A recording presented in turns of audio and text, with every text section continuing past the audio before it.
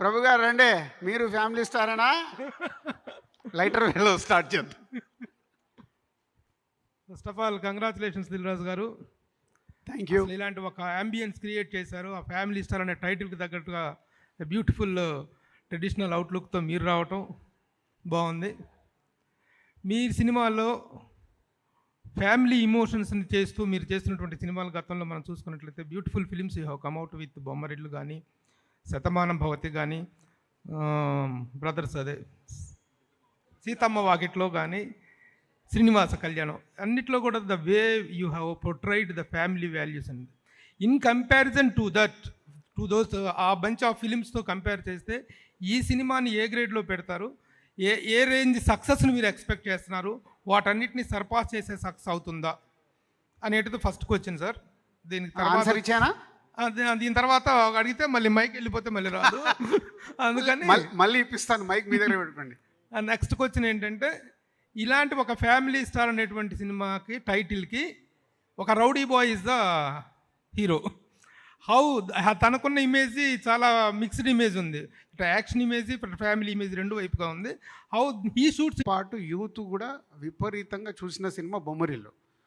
Shatamanam Bhavati majority family చూశారు, youth కొంచెం తక్కువ చూశారు.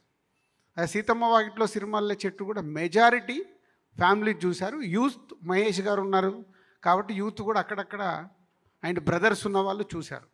సో ఇట్లా దేని దానికే it's a different genres.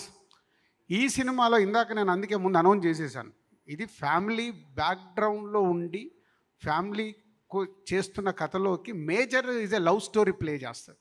So 30% is a family story ఉంటే 70% అమ్మాయి అబ్బాయి మధ్యలో ఉంటుంది.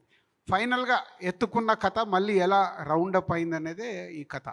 So majority portion youth love story మీద రన్ అయ్యే ఒక ఫ్యామిలీ స్టోరీ. రెవెన్యూ సైడ్ ఏ స్థాయి హిట్ అవుతుంది అనుకుంటున్నారు ఆ కంపారిజన్లో? అంటే స్థాయిలు ఇప్పుడే మాట్లాడాను అనుకో, 5వ తారీఖు కొంచెం తగ్గిన మళ్ళీ మీరు నన్ను వేసుకుంటారు.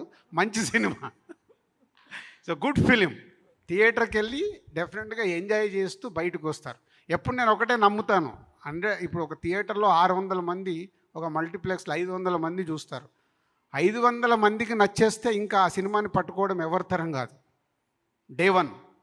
సో దాంట్లో ఎంతో కొంత ఒక 500 మందిలో 40-50 మంది ఏదో వెతుకుతుంటారు. అంటే డే 1 చూసే ఆడియన్స్ మైండ్ సెట్ వెతికే వాళ్ళు ఉంటారు. అందుకే నాకు 100కు 100 మార్కులు నేను ఎప్పుడు వేసుకోను. ఒక cinema hit to super hit కావాలంటే మనం చదువుకున్న దాంట్లో కూడా మనకు 75% వస్తే మనం ఫస్ట్ క్లాస్ స్టూడెంట్.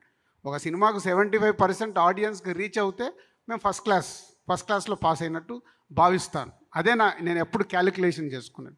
సో డెఫినెట్గా ప్రేక్షకులకి బాగా నచ్చే సినిమా.